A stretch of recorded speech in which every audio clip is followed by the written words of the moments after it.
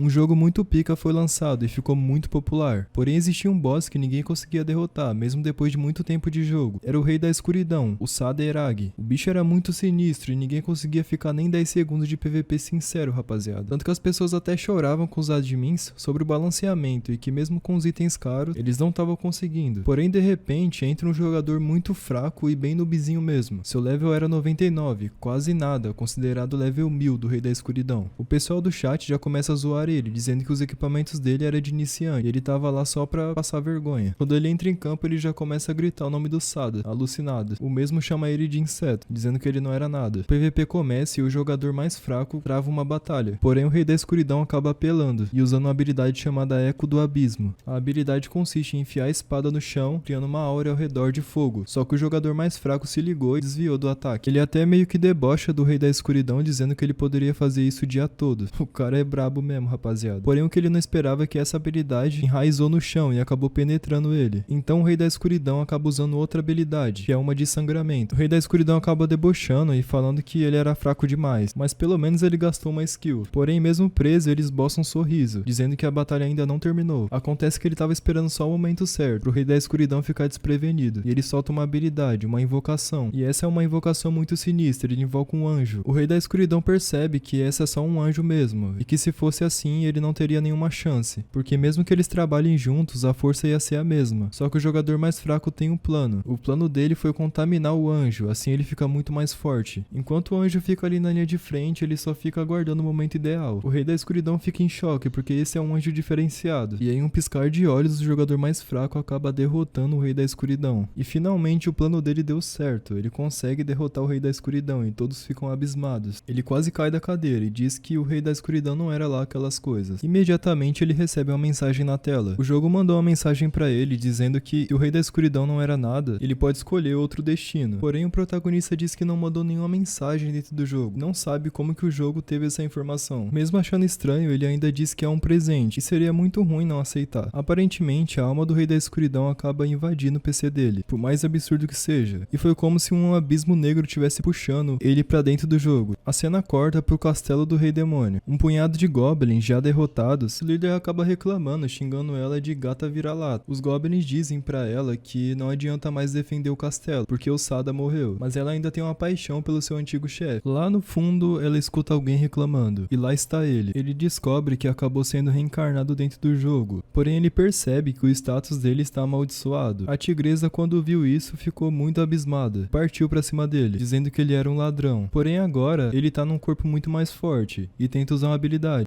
E foi o mesmo que nada, rapaziada, não saiu nada. Após isso, uma mensagem na tela aparece, dizendo que ele desbloqueou uma habilidade. Ou seja, agora ele vai ter que desbloquear tudo que tiver de habilidade pela frente. Com a sua nova habilidade desbloqueada, ele usa. Porém, assim que ele usou, essa habilidade mudou novamente. Agora, com a sua habilidade de petrificação, ele segura o golpe da tigresa, mas não por muito tempo. Sem muitas escolhas, ele só tem uma opção, sair na mão com a tigresa. Foi isso que ele fez. Assim que ele deu um soco na tigresa, ela voa pra longe. Mas não só isso, porque o soco foi tão forte, ao invés de voltar uma tigresa, voltou uma waifu muito linda. Você tá doido, ela é muito bonita mesmo, rapaziada, olha isso. Aí ela fala que tá muito feliz em ver ele, que não sei o que. Só que ele parece que não tá muito afim de ficar com ela agarrada não. A carne só cai no prato do vegano, né? Depois ela fala que se chama Herage e que ela é a montaria dele. E pergunta se ele não se lembra. Acontece que quando ele jogava, essa montaria aí não era nada parecido com isso. Ele fica muito incrédulo, pensando que por que ela mudou tanto assim, né? Ela explica que depois que ele venceu o Rei Demônio, as forças demoníacas se dispersaram, ou seja, todo mundo fugiu. E agora quem tá comandando tudo basicamente é o anjo que ele invocou. E não só isso, né? Por esse anjo ser muito forte, os líderes de vários clãs demoníacos tava tudo se rendendo. Só o povo fera tava resistindo, mas até eles não aguentaram. Ela explica que o anjo amaldiçoou ela, transformando ela em mulher, o que não foi bem uma maldição, né? Convenhamos. Ela fala que o povo demoníaco tá em extinção, né? Quase não sobrou nada. E quando menos ela esperava, ele tava atrás dela igual um cracudo.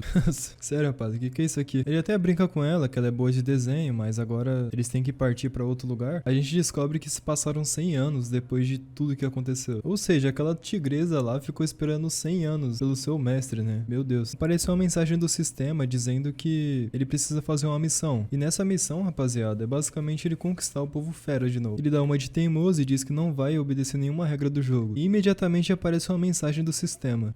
E a punição basicamente era essa daqui. Punição da fonte sanguínea. Redução de velocidade. velocidade e sangramentos irregulares, com tontura. A duração permanente. E quase sem escolha, ele tem que aceitar essa missão. Basicamente, rapaziada, o sistema meio que tá brincando com ele. E agora que ele aceitou a missão, ele tem direito a 2 recompensas. Na verdade, escolher entre as duas, né? A permissão para usar parte do poder do Rei Demônio, ou a segunda, que era ter informações para voltar pro outro mundo, né? Ele fica brevemente pensativo, pensando como seria bom usar as habilidades do antigo Rei Demônio. Um breve diálogo se inicia entre a tigresa e ele pergunta para ela se ela poderia lutar ao lado dele novamente. E ela, como uma boa subordinada, obediente, aceita, né? Só que o nosso prota não tava contando com isso, aí que tá o plot. Ela diz que os poderes dela não estão mais como antes e ela tá enfraquecida. E que também não é mais a chefe da tribo. O prota começa a coringar, né? Que ele pensava que ela poderia ajudar ele, sendo o chefe da tribo. Daí a tigresa começa a carregar ele, do nada. E ela diz que quando o pessoal souber que o Sada-sama voltou, todo mundo vai aceitar ela como líder. Uma pessoa jogando xadrez, e essa pessoa diz que o Sada reviveu. Foi exatamente como eles preveram. Depois a gente vê a Anja deitada e ela diz pra espalhar a notícia, que o grande plano da Bell avançou mais um passo pro sucesso. E ela diz num tom vingativo que o Sada-sama matou a Katy e que era pra fazer ele sofrer muito por ele ter feito isso. Um subordinado aparece pra dar uma mensagem. Ele diz que a ordem que ele recebeu é de matar o Rei Demônio, o Sada, porque eles souberam que ele ressuscitou. O samurai misterioso diz que ele já tava entediado e aquilo seria muito bom. E a gente descobre que o nome dele é Jiro, né? A raça dele é da Lua Negra e ele tá no nível 32. Enquanto isso, na aldeia das feras, o povo tava adorando o novo rei. Sorrateiramente, 2 arbustos começam a correr. E a gente descobre que é a tigresa e o nosso prota. E ele tá entrando sorrateiramente assim, rapaziada, porque todo mundo tá atrás dele. E vai ser uma tarefa difícil reconquistar aquela vila. E pra piorar, ele tem uma contagem regressiva, ou seja, ele tem que fazer aquilo rápido. Ele acha estranho as pessoas mudarem as suas crenças, porque o povo fera, eles nunca abaixavam a cabeça pra anjo, e agora... Só que ele nunca vai conseguir tomar o controle da vila se ele não colocar a Mamon como líder, que no caso é a tigresa. Ele pergunta pra Mamon se o motivo dela ter saído da tribo como líder era porque ela não tinha desistido do mestre, e ela diz que sim. Então ele fala pra ela que ela vai ser muito recompensada por ela estar sendo tão leal a ele. Ela diz que não é digna de tais palavras. Olha que bonitinha, rapaziada, já tô começando a shippar, hein. Agora eles têm que achar a casa do líder da vila. Ela fala que é uma casa branca com uma bandeira vermelha. Nosso prota fala que eles têm que convencer quem tá no topo primeiro. Estão andando bem engarchadinho, rapaziada, bem engarchadinho mesmo. Só que eles não esperavam, mas uma flechada veio em direção a eles. Só que a tigresa entrou na frente do Sada pra não receber a flechada. Ela pergunta pra ele se o Sada se feriu e ele fala, primeiro se preocupa com você. Quando eles olham pra trás, um morador da vila tá bolado com eles. Esse morador fala que os anjos tinham razão. O novo rei demônio parecia um fracote, que era uma vergonha tá sendo protegida por uma subordinada. Tá doido, rapaziada, tiraram ele pra merda. Daí, outro morador também começa a tocar o berrante e agora todo mundo sabe que eles estão por ali. Basicamente, eles começam a discutir, ele e a tigresa. Ele queria a cabeça do Sada, mas ela falando que ele era uma vergonha pro povo fera, por ele ter se submetido a anjo. Nosso prota começa a pensar que tá muito estranha essa história. Todo mundo já tá sabendo que ele ressuscitou e aos poucos vai se formando uma rinha de galo ali. A tigresa tava defendendo o Sada enquanto eles queriam a sua cabeça. Só que o nosso prota tinha um plano e ele fala pra tigresa esperar ali que ele ia cuidar da situação. Acham que é uma boa ideia virarem meus inimigos? E ele manda essa daí, ó, na lata. Apenas com poder da atuação, sem poder nenhum. E ele consegue convencer os inimigos de que ele é o rei demônio mesmo. E não só isso, eles desbloqueiam algumas habilidades, como Dark Lord Walk. Uma habilidade de Fear muito roubada, causa medo e inflige intimidação nos oponentes por 15 minutos. E o modo de ativação dessa habilidade é basicamente ele pisar. Então ele decide testar com aqueles caras. E meu amigo, eles ficam em choque. Só que o que acontece, rapaziada, é que esse cara é muito azarado, porque todas as habilidades que ele lançam acabam tendo reverse. Ou seja, ele lançou a habilidade e agora veio um ônus. E basicamente ia provocar todo mundo que tava ali. Ou seja, o que tava dando certo, basicamente foi por água abaixo. E essa provocação ia durar 1 minuto. E não tinha outra opção, ele tinha que apanhar ali. Porrada vai, porrada vem. A tigresa começa a gritar o nome dele, até que ele tem uma brilhante ideia de usar a habilidade novamente. E então ele casta a habilidade e todo mundo começa a ficar intimidado novamente. A tigresa fica assustada, dizendo que ele tá forçando demais e que talvez ele não iria durar tanto tempo. Até que o pombo começa a falar pra tigresa que essa era uma resistência inútil bicho e que ele tinha que morrer pelo bem do povo fera. A tigresa grita pra eles pararem que vão aplicar basicamente uma tradição ali da tribo, que era um duelo dos 100 feras. E assim, e o que é esse duelo? Eu também não sei, vamos descobrir agora. Só que de repente, maluco, aparece o Sr. Miyagi, assim, do nada. Depois revela pra gente que o nome dele é Dadson. Ele fala pra tigresa que esse é um duelo de vida ou morte, só que não tem mais jeito, né? Basicamente eles não podem correr daquilo. O Sr. Miyagi vai em direção a ela, só que basicamente ele erra o caminho. Ele tá no outro cara, no pombo, sendo que ela tá aqui atrás, tá ligado? Não dá pra entender. Ele diz pro Sr. Miyagi que a Mamon tá ferida e que ela precisa de um tempo pra se curar. E só pra ganhar um tempinho, né, rapaziada? Daquele jeito. Aí o pombo já entra no meio da conversa, falando assim que,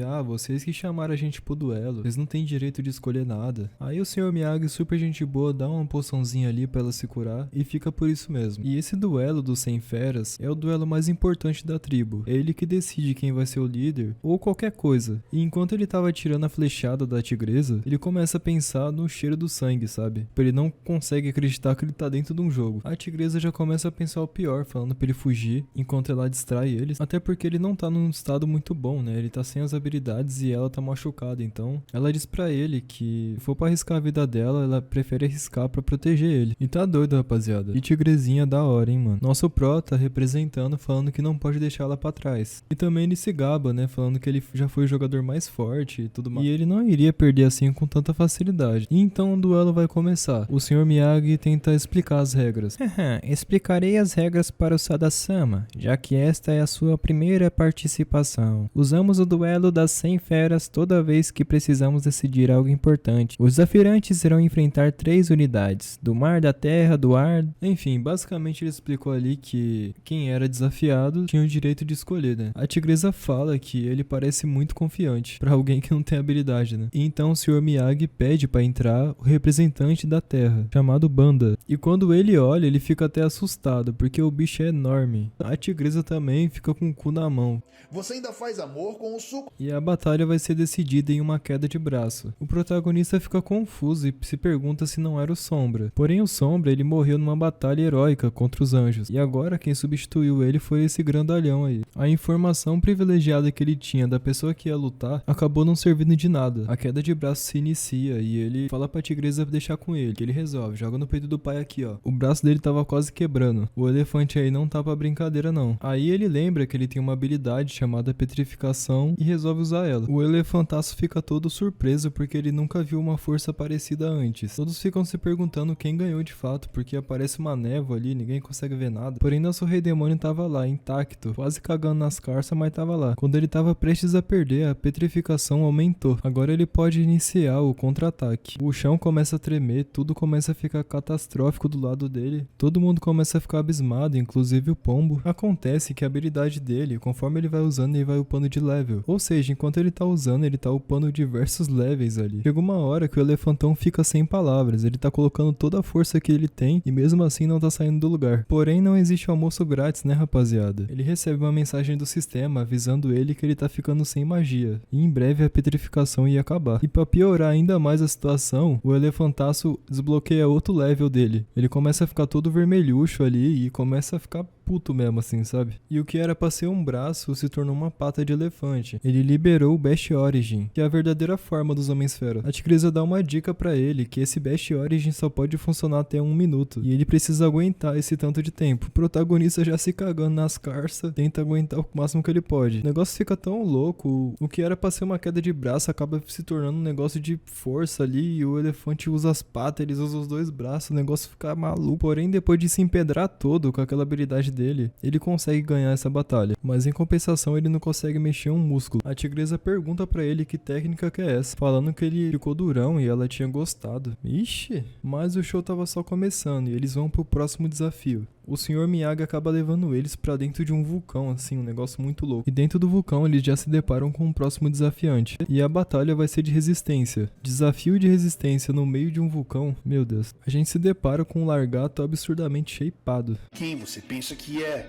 Chris Bumstead. E a regra é muito simples, quem ficar mais tempo na lava vai ganhar, bem de boa, como se fosse na piscina, assim. O Largato até tenta zoar ele, né, falando assim, se você quiser render, pode render aí, mano, pode dar FF aí que tá de boa. Mas o Prota se recusa, e ao contrário, ele fala que ele tá ansioso pra comer ensopado de frutos de mar. E ele fala isso porque a fraqueza dos homens feras é justamente a mentalidade, porém isso não faz nem um pouco de efeito. Então o Sr. Miyagi, que tá ali arbitrando o jogo, fala que eles já podem começar, já que os dois aceitaram o desafio. O Largato e o nosso Rei Demônio pula, agora começa a batalha pra ver quem vai ficar mais tempo ali dentro. Depois do Tibum, o Largato levanta com triunfo, mas a gente não vê o Saada, ele só desapareceu. Aí o Largato já começa a cantar vitória, dizendo que a dor é tanta que não permite nem sequer gritar. Esse cara é cabuloso, hein, mano. Porém, do nada o Saada levanta, dizendo que essa água termal tá uma maravilha. E o pessoal ficou chocado. Embaixo da lava, não sei como, mas ele consegue enxergar, e ele também lembra que a fraqueza da unidade de água, que no caso ele é um Largato,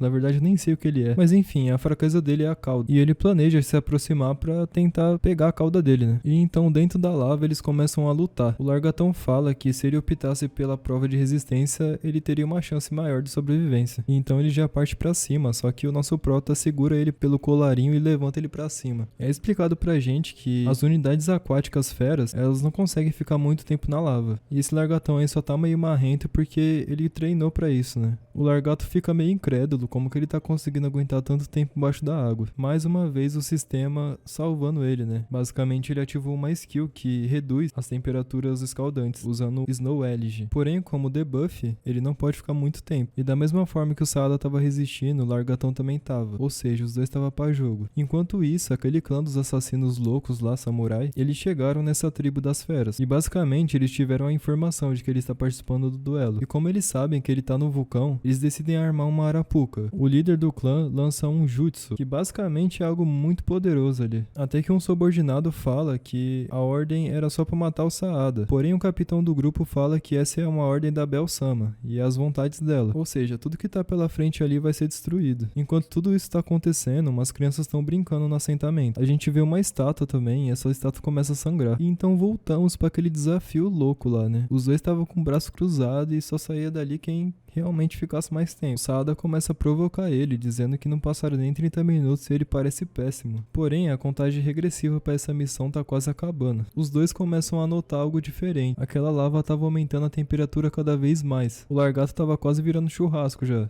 E a temperatura tava aumentando porque o vulcão tava prestes a explodir, tá ligado? O Saada tenta avisar a galera que precisa sair dali o mais rápido possível. E tudo começa a explodir lá dentro, porém a habilidade fera do Ash salvou todo mundo. Só que eu fiquei pensando aqui, os figurantes que tava lá morreu tudo, né? A vida de figurante não é fácil. Porém, a tribo das feras tava tudo em chamas. E no meio dessa bagunça toda, o pombo avista sua mulher. Só que tem uma labareda de fogo perto dela. E se ele se aproximasse, só ia espalhar ainda mais o fogo. E então Saada e a tigresa pula pra tentar salvar. E numa ação muito rápida, ele estende a mão pra mulher e pro filho, e os dois acabam salvando eles dois. Prota acha estranho, porque na época que ele jogava, só acontecia de 1500 anos. Então tava muito cedo pra isso acontecer. O timer da missão, que antes aparecia, começou a congelar. E ele percebeu que ajudar os Homens-Fera significava ganhar reconhecimento do Sr. Miyagi. E com isso ele ia fazer a missão dele ser cumprida. E por baixo dos panos ali no topo da colina, um deles comentam que em breve os Homens-Feras estarão exterminados. Assim cumprindo a missão da Bell-sama. O capitão pergunta em qual direção ele tá fugindo e o cara fica espantado. Isso porque ao invés dele fugir, ele tá correndo em direção ao perigo. Com a ajuda do Largatão, ele consegue subir o monte. Porém, o Largatão tem uma limitação, que ele só pode levar ele até uma parte do monte, porque a temperatura lá em cima é muito alta.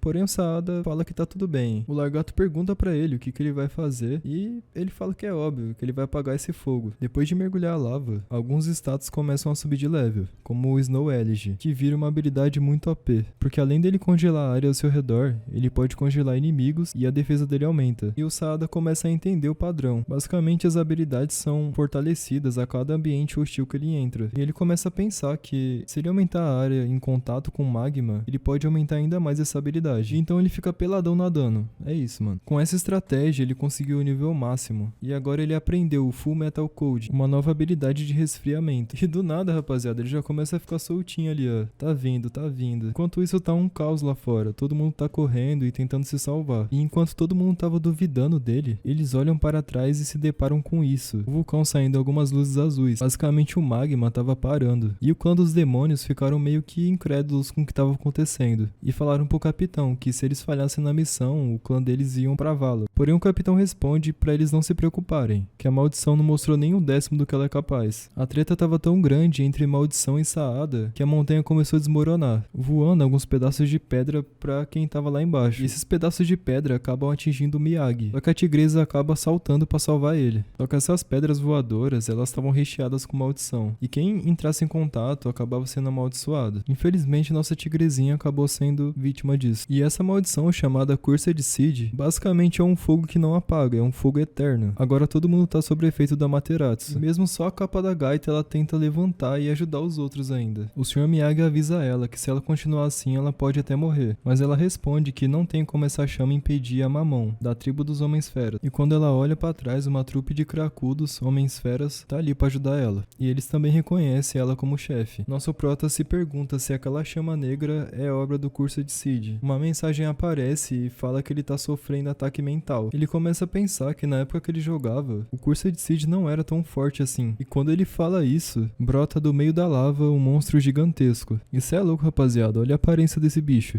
Ixi, só de ouvir falar. O Saad pula em cima do monstro, todo peladão, e ele até pensa que pode prever alguns ataques dele, por ele ser lento, mas também não tem nenhum ataque eficaz contra ele. O prota tenta ganhar algum tempo, mas esse bicho é muito sinistro. Ele taca algumas caveiras nele. Uma dessas caveiras mordiscou o braço da alma do prota. O resultado disso foi que ele não consegue mais mexer o braço esquerdo, e os danos da alma refletem diretamente no corpo. Isso é louco, rapaziada, esse bicho aí é muito roubado, não tem como. Além dele fazer danos à alma, esses ataques que ele faz não podem ser defendidos. Ainda na tribo, as pessoas que foram atingidas pela maldição começaram a enlouquecer, inclusive a Mamon, que estava prestes a atacar o Sr. Miyagi. Lá de cima dá pra ver os assassinos. Eles estavam se vangloriando sobre o poder da maldição. Acho engraçado que eles só ficam de longe, né? Quero ver descer pro X1. Enquanto a porrada tava comendo lá embaixo, o Saad tava lá em cima nadando. Ele rapidamente percebe que o monstro tava sugando a alma das pessoas que estavam com essa maldição. Esse arco foi muito bom, sério mesmo. Teve uma enorme reviravolta no clã dos feras. O protagonista tá evoluindo de level. E agora tem esse Cursed Seed aí que agora vai vir muita porradaria pela frente. Mas e você? O que você achou desse arco? Eu achei muito bom. Comenta aí o que você achou e dá sub aqui no canal. Se inscreva. E deixa o gostei no vídeo, isso me ajuda muito e é isso.